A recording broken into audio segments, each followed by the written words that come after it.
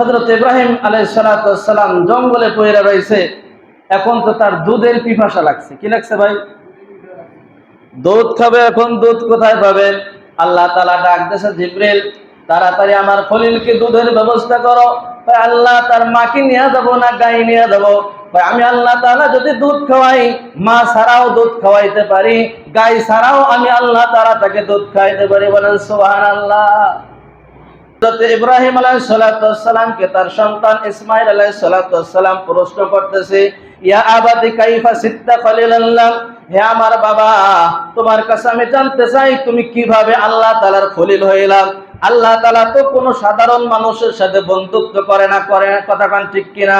আল্লাহ তাআলার মনোনীত না হইলে, বন্ধুর খাসলাত যদি বন্ধুর সাথে না মেনে, দুনিয়ার বন্ধু কিন্তু তার সাথে বন্ধুত্ব করে না, কথা বলেন ঠিক কিনা? السلام عليكم ورحمة الله وبركاته. الحمد لله وحده والصلاة والسلام على من لا نبي بعده. أما بعد فأعوذ بالله من الشيطان الرجيم.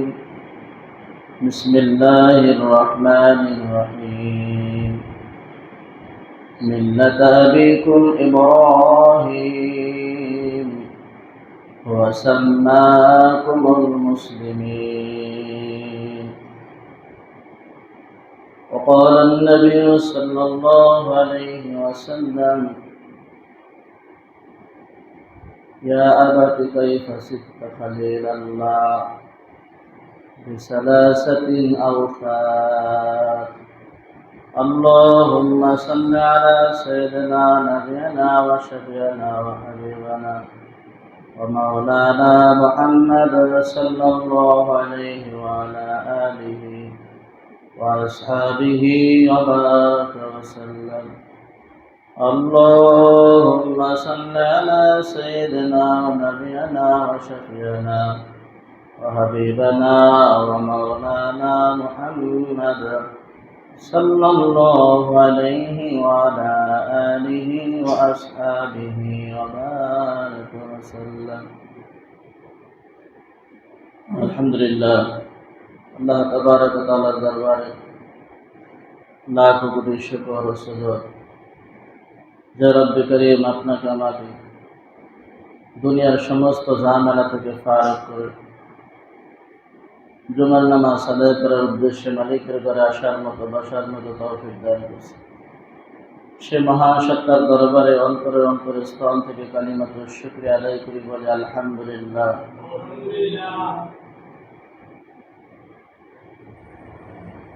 আমি পবিত্র কালামুল্লাহ শরীফ থেকে একখান আয়াতে কারিম আপনাদের খিদমতে তেলাওয়াত করছি। বিশ্বনবী জনাবে মুহাম্মদুর রাসূলুল্লাহ সাল্লাল্লাহু আলাইহি ওয়াসাল্লামের বাণী, যেটা হযরত ইসমাঈল আলাইহিস সালাম তার সন্তানকে প্রশ্ন করছেন, সে কথা আপনাদেরকে আমি শুনেছি। এই আয়াতের দিকে লক্ষ্য রেখে নিজের ফায়দার জন্য, জাতির ফায়দার জন্য কিছু কথা বলতে থাকা শুনতে থাকা। আল্লাহ তাআলা আমাদের সকল ভাইদেরকে কথার উপর আমল করে তৌফিক দান করুন। বলেন আমিন। এই মাস এবং চলতি সামনে মাস হযরত ইব্রাহিম আলাইহিস সালামের ইতিহাস স্মরণ করানোর মাস। কথা বলেন। হযরত ইব্রাহিম আলাইহিস সালাম আমাদের জাতির পিতা। ইব্রাহিম আলাইহিস সালাম, এই কথা দুনিয়ার কোনো মানুষ বলে নাই যে ইব্রাহিম তোমাদের জাতির পিতা। যিনি আমাদের মালিক, মহান মুনিব, আমাদের রব, তিনিই বলছেন মিল্লাত আবিকুম ইব্রাহিম হুয়া সাম্মাকুমুল মুসলিমিন। হযরত ইব্রাহিম আলাইহিস সালাম মুসলমান এর জাতির পিতা। তাই ইব্রাহিম আলাইহিস সালাম দুনিয়ায় আসার আগে থেকেই সংগ্রাম শুরু হয়ে গেছে। কি হয়ে গেছে? দুনিয়াতে আসার আগে থেকেই সংগ্রাম করতে করতে শেষ পর্যন্ত ইব্রাহিম আলাইহিস সালাম আল্লাহর খলিল হইয়া দুনিয়া থেকে গেছে। বলেন সুবহানাল্লাহ। খলিল মানে বন্ধু। খলিল মানে কি? বন্ধু। ইব্রাহিম আলাইহিস সালাম এখনো দুনিয়াতে আসেন নাই। আসার 1 মাস আগের ঘটনা। সেনাপ্রধানরা বলতেছে, স্যার এমন একটা সন্তান দুনিয়াতে আসবে যে সন্তানটা রাজত্ব করবে, আপনার ক্ষমতা ছিনিয়ে নিয়ে যাইবে, আর আপনার এই যে লাথি দিয়ে কোথায় ফেলাবে তা আপনি নিজেও টের পাবেন না। কারণ এই কথা যদি কোনো নেতা শোনে তাহলে নেতার অবস্থা কি হয়ে যায়। এবার নমরুদ বলতেছে যে এই সন্তান দুনিয়াতে আসতে আর কতদিন বাকি আছে, আর 1 মাস টাইম আছে, যে কোনো সময় সে দুনিয়াতে এসে যাবে, যে কোনো সময় দুনিয়াতে এসে যাবে।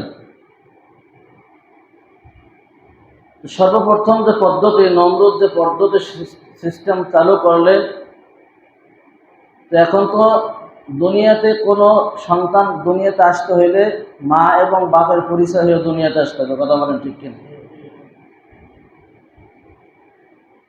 আল্লাহ তাআলা হযরত আদম আলাইহিস সালামকে বানাইছেন বাপ মা ব্যতীত, বলেন সুবহানাল্লাহ।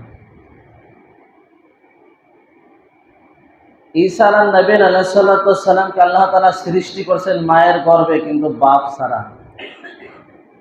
এগুলো আল্লাহ তাআলার কুদরত জাহির করছে, কি করছেন? কিন্তু কিয়ামত পর্যন্ত এখন এই দুনিয়াতে কোনো সন্তান আসতে হইলে পুরুষ এবং মহিলা লাগবে, পুরুষ এবং মহিলা, এই 2 জিনিস ছাড়া সন্তান দুনিয়াতে আসবে না। তো নমরুদের সর্বপ্রথম চক্রান্ত হইল নারী এবং পুরুষ এক জায়গা থাকতে পারবে না। কি করতে পারবে না? পৃথিবীতে সর্বপ্রথম বার্থ কন্ট্রোল চালু করছে নমরুদ। বার্থ কন্ট্রোল অর্থ জন্ম নিয়ন্ত্রণ। এটা খারাপ না ভালো? হ্যাঁ, খারাপ। এতে আল্লাহ রাজি না খুশি? কেউ কেউ রাজি, কেউ কেউ খুশি। তো সর্বপ্রথম যে পৃথিবীতে বার্থ কন্ট্রোল চালু করছে, এইটা শুরু করছে, এই কাজটা নমরুদ। এই কাজটা খারাপ না ভালো? খারাপ। জোরে বলেন, কি খারাপ কাজ? তো নমরুদ এবার ঘোষণা দিয়ে দিয়েছে স্বামী স্ত্রী এক জায়গা থাকতে পারবে না। এক জায়গা না থাকলেই তো সন্তান আসবে না, কথা বল ঠিক কিনা? আর আমার চেহারা তো আমার চেহারাই থাকবে, আমার চেহারা আর কেউ দখল করতে পারবে না। তো আল্লাহ তাআলা যদি কোনো সন্তান পাঠায়, স্বামী স্ত্রী ব্যতীত আল্লাহ তাআলা সন্তান পাঠাইতে পারে। এই কুদরতে আল্লাহ, এই ক্ষমতা আল্লাহর আছে না নাই? যদি না থাকতো আদম আসতে পারতো না, যদি না থাকতো পয়গম্বর তাকে বাপ ছাড়া দুনিয়াতে পাঠাই না, অর্থাৎ ঈসা আলাইহিস সালাম। কথা বলেন ঠিক কি? এই কুদরত, এগুলো আল্লাহর শক্তি, এটা আছে, আল্লাহ তাআলা পারেন। তো নমরুদ এবার বলল, এই 1 বছরের ভিতর যত কন্যা সন্তান হবে তাদেরকে জীবিত রাখবা, আর যত পুত্র সন্তান হবে তাদেরকে কি করবা? মাইরে ফেলাবা। কারণ কি? পুত্র সন্তান তো হইলে সমস্যা, আমার ক্ষমতা নিয়ে টানাটানি, কথা বল ঠিক কিনা? এই জন্য পুত্র সন্তান মাইরে ফেলাবা, কন্যা সন্তান বাঁচায় রাখবা। এই নমরুদ ক্ষমতায় টিকে থাকার জন্য কত মানুষ যে হত্যা করেছে আল্লাহই ভালো জানে। তো বার্থ কন্ট্রোল শুরু হয়ে গেছে, স্বামী স্ত্রী আলাদা আলাদা ঘুমাবে। তো আজর এক কামরায় ঘুমাইছে, আর তার বিবি অন্য জায়গায়। দীর্ঘদিন বিবির সাথে কোনো দেখা সাক্ষাৎ নাই। গণকেরা গয়না বলতেছে, স্যার এই যে রাতটা আছে, এই রাতের ভিতর বাপের পৃষ্ঠ থেকে মায়ের রেহেমের ভিতর সেই সন্তান যাওয়ার সম্ভাবনা আছে। সবাই উদ্দিনাদের সবাই সজাগ। আজর কি কয় শুনছো? কয় স্যার আমিও এলাক, আমার বাহিনীও সজাগ আছে, একটা মাসিকেও একত্রিত হইতে দেওয়া যাবে না। সবাই ডিউটি পালন করতেছে, যে যে কাজে আছে। দারোয়ান যে সে এখন নাক টানতেছে, কি করতেছে? ঘুম আইসা গেছে, এখন নাকে বাঁশি বাজতেছে। আজরের মেজাজটা গেছে গরম হইয়া। দেখে স্যার সেও ঘুমাইতেছে, সেও কি করে? মনটা ভালো না, দীর্ঘদিন স্ত্রীর সাথে দেখা সাক্ষাৎ নাই। তো এবার খোলা ময়দানে রওনা হয়েছে, তার স্ত্রী কোথায় তা তো সে জানে না, কথা ঠিক কিনা। আর ওদারে তো ইব্রাহিমের আম্মা যিনি, তারও কোনো ঘুম নাই। এবার দুইজনে দুই দিক দা ঘুরতে বের হয়ে গেছে, খোলা আসমানের নিচে মিলন হয়ে গেছে, বলেন সুবহানাল্লাহ। বাপের রেহেম থেকে মায়ের রেহেমের ভিতর বাচ্চা দাঁড়ে, সেই বীর্য ওই বীর্য চলে গেছে, বলেন আলহামদুলিল্লাহ। এবার নমরুদ এসে আবার ঘুমাইতে যায়। আবার গোলকেরা সকালে কয়ে কি হয়েছে রাত্রে, কয় তার কাম ঘুইটে গেছে। কি হয়ে গেছে? এক কথা বোঝেন না, বোঝেন না? কি হয়েছে? কাম ঘটে গেছে। এই কাম করছে কিনা? এবার আজর এই যে গাজর কাজ করছো, কয় ডাহা মিথ্যা কথা স্যার, আমি সারা রাত সদা করেছি। কাম তো হয়ে গেছে। কি হয়ে গেছে? কাম হয়ে গেছে। দেখতে না দেখতে আস্তে আস্তে বড় হইতেছে, আস্তে আস্তে। গোপনে আর কয়দিন থাকা যায়? গোপনে আর কয়দিন থাকা যায়? আস্তে আস্তে যখন দিকে হযরত ইব্রাহিম আলাইহিস সালাম দুনিয়ায় ভূমিষ্ঠ হয়েছে, নমরুদের আদেশ ছিল কোনো পুত্র সন্তান হইলে সাথে সাথে তাকে হত্যা করবা, জবাই দেবা, কন্যা সন্তান হইলে তাকে জীবিত রাখবা। এখন মা চিন্তা করে যে আমার বাচ্চা আমার সামনেই জবাই হয়ে যাবে, এইটা তো কোনো মা সহ্য করতে পারবে না।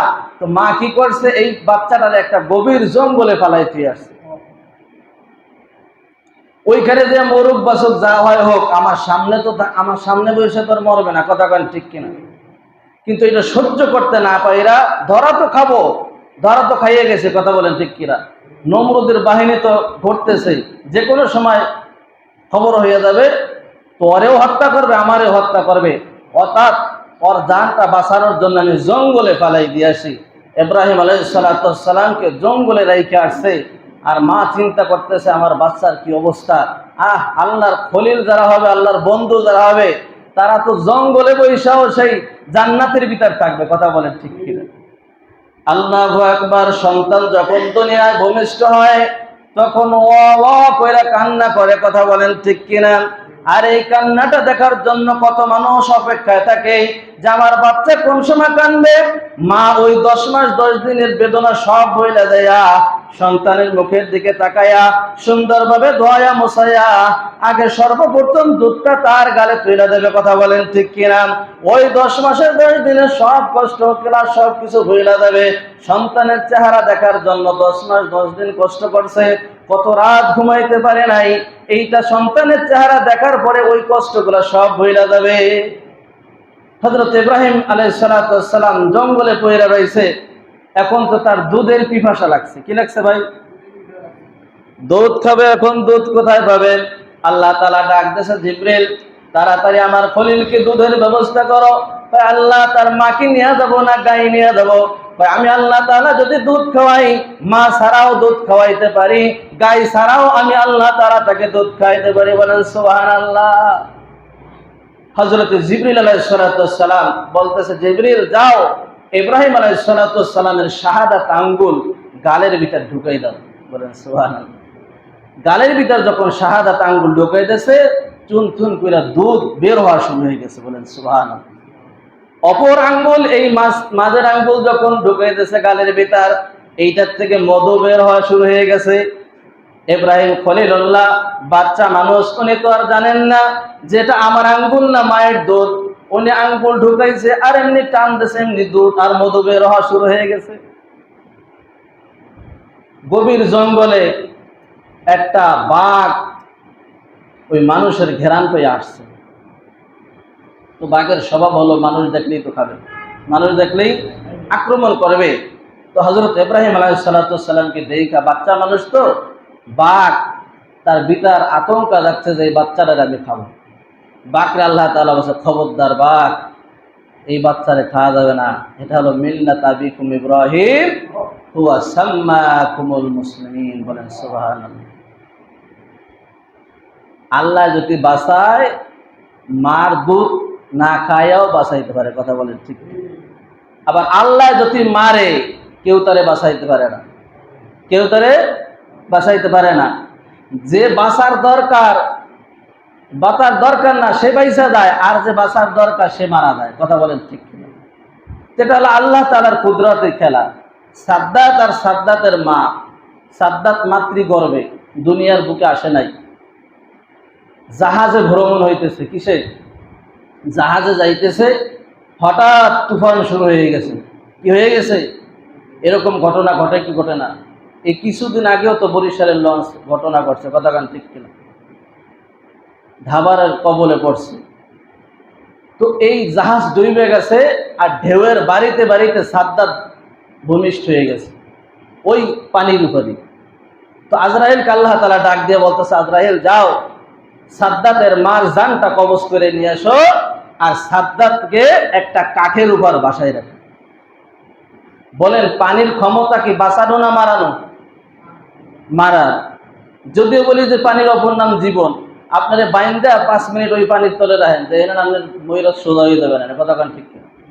পানির কাজ হলো মারা, কিন্তু মারা যার কথা ছিল সন্তান, সে তো সাঁতর জানে না, কথা বলে ঠিক কিনা? যুক্তিতে কি বলে? আর তার মা তো সাঁতর জানে, কিন্তু আজরাইলকে বলছে যাও তার মার রূহটা কবজ করে নিয়ে আসো, আর সাদ্দাতকে একটা কাঠের উপর বাসায় রাখো। এইভাবে তার মা জানটা কবজ করে ফেলাইছে। এই সময় আজরাইল খুব কাঁদছিল আল্লাহ তাআলার কাছে, হায় আল্লাহ, এই মুহূর্তে একটা বাচ্চা হয়েছে, তার মার জানটা কবজ করব, বাচ্চার কি হালাত হবে, বাচ্চার কি অবস্থা হবে। এই জন্য আজরাইল খুব কষ্ট হয়েছে তার মার জান কবজ করার সময়। তো এই কাঠের উপর বাচ্চা ভাসতে ভাসতে ভাসতে ভাসতে যাইতে যাইতে সমুদ্রের কিনারায় চলে গেছে। তো যাইয়া শিকড়ের ভিতর বাইরে গেছে কাঠটা। তো একটা বাঘিনী যার বাচ্চাগুলা নিয়ে গেছে, শিকার করছে। এখন ওই বাঘিনী মায়ের স্তরে দুধ হয়ে গেছে, এখন ব্যথার জ্বালায় খুব ছটফট করতেছে। মার স্তরে যখন দুধ হয়, বাচ্চারা যখন ঠিকমতো না খাইতে পারে তখন একটু ব্যথা করে। তো এই চিল্লাইতে চিল্লাইতে তার গলা শুকিয়ে গেছে।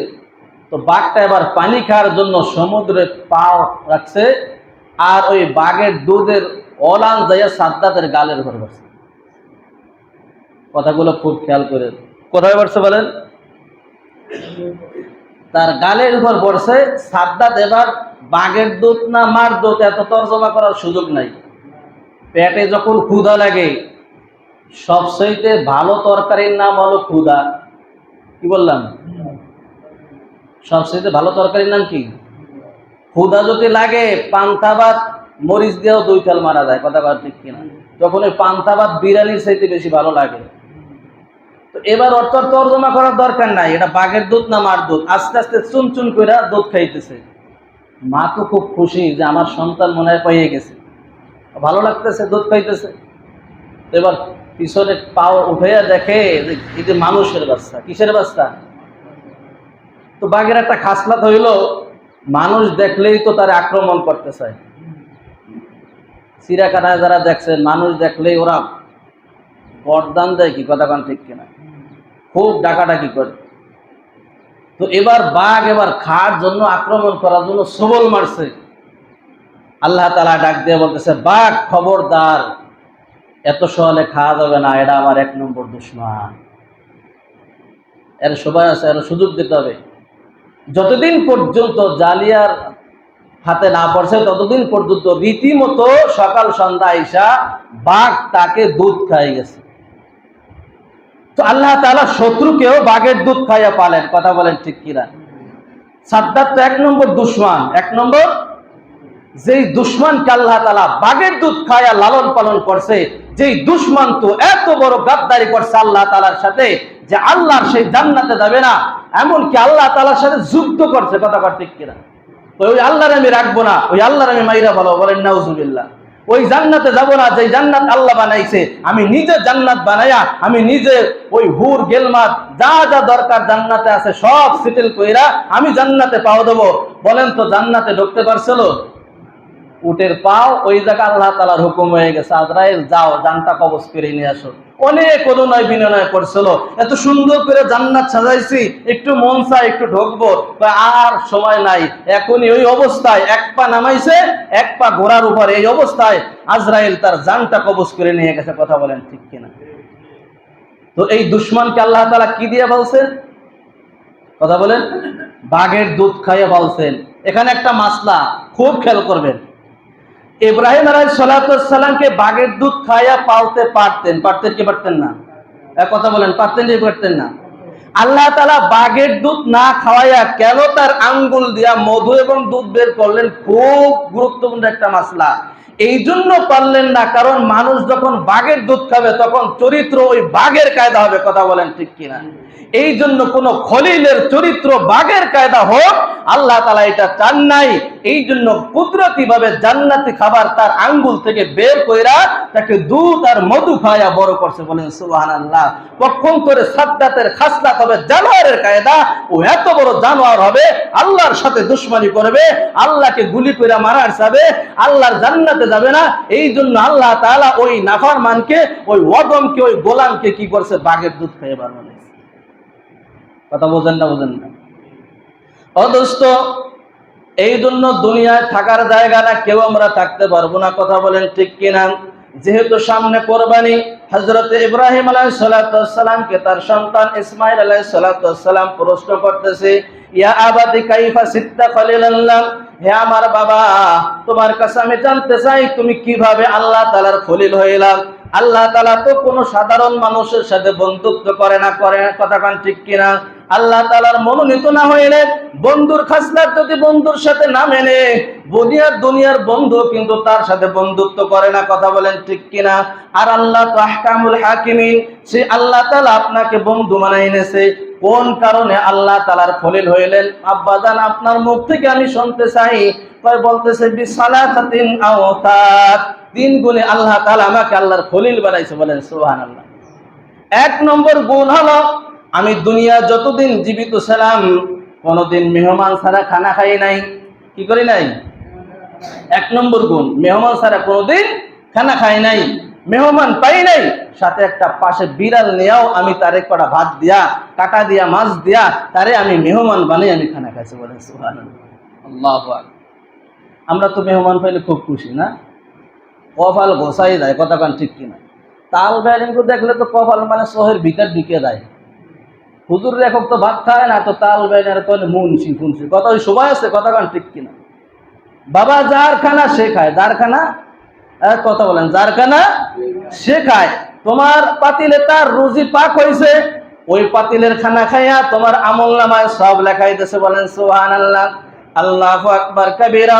হযরতে জিবরিল আলাইহিস সালাতু ওয়াস সালাম, হযরতে মিকাইল আলাইহিস সালাতু ওয়াস সালাম, 2 জন যুবকের সুরাত নিয়া হযরতে ইব্রাহিম আলাইহিস সালাতু ওয়াস সালামের কাছে আসছে। আয়েশা সালাম দিয়েছে। সালাম দেওয়ার পরে ইব্রাহিম আলাইহিস সালাতু ওয়াস সালাম গোয়ালে ছিল একটা বাছুর, আস্তে জবই দিয়ে আস্তা ভুইনে দিছে। আরবে কিন্তু এখন ওই নিয়ম আছে, আস্তা ভুইনে ফেলায়। দেখা যায় যে শেষ পর্যন্ত ওই যে গাছ চাবাই রয়েছে সে গালের ভিতরে আছে। কথা ঠিক কিনা? ওরা এইভাবে ভুইনে খায়। কিন্তু উনি চিন্তা করে নাই যারা মানুষ না ফেরেশতা, এর চিন্তা করার দরকার নাই। আগে বাছুরটা ছিল জবই দিয়েই পেশ করছে, খান, আকালা খান। না, আমরা খানা খাবো না। খানা খাবেন না মানে? ইন্নাল্লাহা মালায়েকা। বলেন সুবহানাল্লাহ। আমরা হলো ফেরেশতা। আমরা কি? চিন্তা করেন, সে ফেরেশতা না মানুষ, সেইও যাচাই বাছাই করার সময় নাই। সে খানা খাওয়ানোর জন্য সে রেডি হয়ে গেছে। কথা বলেন ঠিক কিনা? এই জন্য খানা খাইলে কি হয়? আল্লাহ তাআলা খুশি হয়। আল্লাহ তাআলা কি হয়? খুশি হয়। 1 নম্বর গুণ হলো খানা খাইলে আল্লাহ তাআলার বন্ধু হওয়া যায়। বলেন সুবহানাল্লাহ। 2 নম্বর গুণ কি? 2 নম্বর গুণ হলো দিন এবং দুনিয়া দুটোটাই আমার প্রয়োজন। কথা বলেন ঠিক কিনা? দুটোটা দরকার কিনা? আরে যার পেটে ভাত দেয় ওর কি নামাজ পড়তে ভালো লাগবে? আবার কোনো ইবাদত ভালো লাগবে? পকেট ভরা টাকা থাকবে, ফসল ভরা ধান থাকবে, মাঠ ভরা ধান থাকবে, এরপরে পুকুর ভরা মাছ থাকবে, বড় বড় নোট থাকবে, বাজারে যাবে বড় মাছ কিনে নিয়ে আসবে, এর নামাজের ভিতরে একগ্রতাও বেশি। কথা গান ঠিক কিনা? পকেটে নেই একটাও। আসরের নামাজের সময় এসে, আব্বা তাড়াতাড়ি আসো, ওই মাইজে বোন আইসে, আর তা ওই মাই যা আছে সব আইসে। মা লিস্টি দিয়েছে 5,000 টাকা। কয়টার? 5,000 টাকা।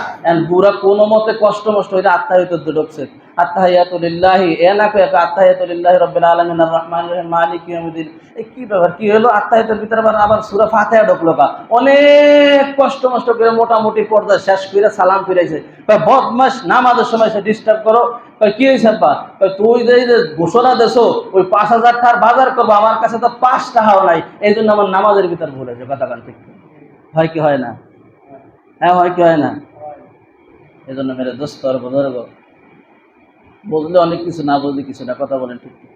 তো দুনিয়া যেরকম দরকার, আখেরা তো সেরকম দরকার। মনে করেন আপনি দোকানদারি করেন, এমন সময় একটা কাস্টমার আইছে 1 লাখ টাকার মাল নেবে, সময়টা ঈদের আগের দিন। তো এই কাস্টমারটা আপনার কাছে কত দামি? অনেক দামি না? ইব্রাহিম আলাইহিস সালাতু ওয়াস সালাম বলছে, এই কাস্টমার তুইয়া আগে হলো আমার নামাজ। আগে কি? আগে নামাজ, এরপরে দুনিয়া। কিন্তু আমরা তো কত নামাজ এভাবে নষ্ট করছি, করছি না?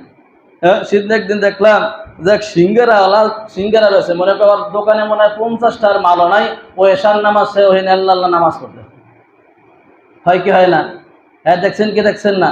মাঠে কাজ করতেই আছে, হ্যাঁ নামাজ পড়তে আসে, সময় চলে যায়, ওনার কাম উনি করতেই আছে, কথা বলেন ঠিক কিনা? কিন্তু না, আল্লাহ তাআলা দুনিয়ায় পাঠাইছে আপনাকে আমাকে ইবাদত করার জন্য। 3 নম্বর যে গুণটা, ইব্রাহিম আলাইহিস সালাতু ওয়াস সালাম বলে যে, আমি এক কদমও সামনে অগ্রসর হই না যেখানে আমার লাভ না আছে, হোক সেটা দুনিয়ার লাভ, হোক সেটা আখিরাতের লাভ। আমার লাভ যেখানে না আছে ওটাকে আমি এক কদমও বাড়াই না। তো ইব্রাহিম আলাইহিস সালাতু ওয়াস সালামের মৃত্যুর সময় আজরাইল পাঠাই দিয়েছে। আজরাইল পাঠাইয়া জানতে চাইতেছে, প্রত্যেকটি নবীর সম্মানের খাতিরে আগে জানতে চাইছে, আগে নোটিশ পাঠাইছে, আপনি কি দুনিয়ায় থাকতে চান না আল্লাহর সাথে দিদার করতে চান? তো এরকম তো আপনাকে আমাকে জিজ্ঞাসা করবে, আপনি কি থাকতে চান না আরো কিছুদিন যাইতে চান দুনিয়ায়? কি জিগাবে? গাড়ির তলে যে সময় পড়েন ওই সময় কি জিগায় যে নানটু আর কিছুদিন বাঁচবা কিনা?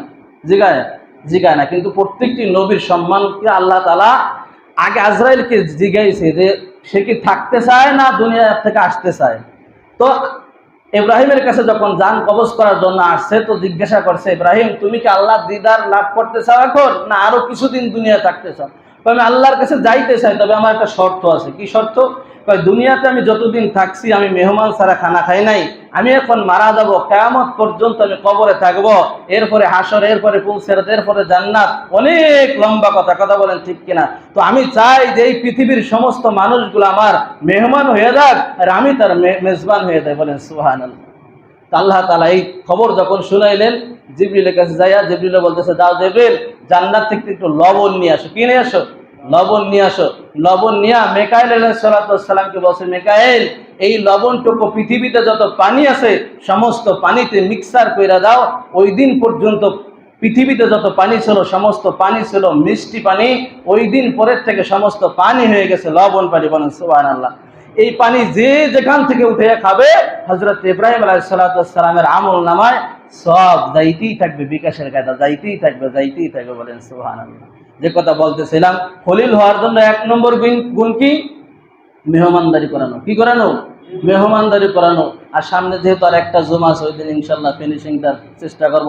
দেখবেন এই যে কোরবানি আসতেছে, লক্ষ লক্ষ কোটি কোটি টাকার মালিক, কিন্তু এই আবিয়ানা বাবিয়ানা করবে, আহানা বাহানা করবে, না এবার কোরবানি দেবো না, একটু যাই ঝামেলা আছে, একটু ঋণ দেনা আছি, না কোরবানি দেবো না, যে কোরবানি দেবো সে শগুনগুলো ঢাকা। কথা বলবো আছে না নাই? আর পোলাবান দোয়া করছে, আল্লাহ মাইজে কাকার একটা বড় একটা গরু কেনার মন দিও। মাইজে কাকা এবার কয়েক আমি কোরবানি দেবো না, তো এলাকার পোলাবান কি খাবে? এই জন্য মজার একটা ঘটনা আছে, আমি এখন বলবো না, সময় হয়ে গেছে। এই জন্য যাদেরকে আল্লাহ তাআলা সমর্থ দিয়েছে, যাদের উপর 7.5 ভরি স্বর্ণ বা 52 তোলা রূপা, তো সবসময় শুনতে শুনতে সব কান জ্বালা ভালো হয়ে গেছে, কথা বলেন ঠিক কিনা? 3 দিন, 10 তারিখ, 11 তারিখ, 12 তারিখ, অর্থাৎ বৃহস্পতিবার, শুক্রবার, শনিবার, এই 3 দিন এই টাকা মজুদ থাকবে আপনার কাছে, তো আপনার উপর কোরবানি ওয়াজিব হয়ে যাবে। কি হবে? কোরবানি ওয়াজিব হবে। যাদেরকে উপর কোরবানি ওয়াজিব হয়েছে, আল্লাহ তাআলা যেন সহিভাবে কোরবানি দেওয়ার তৌফিক দান করেন। বলেন আমিন। ওয়া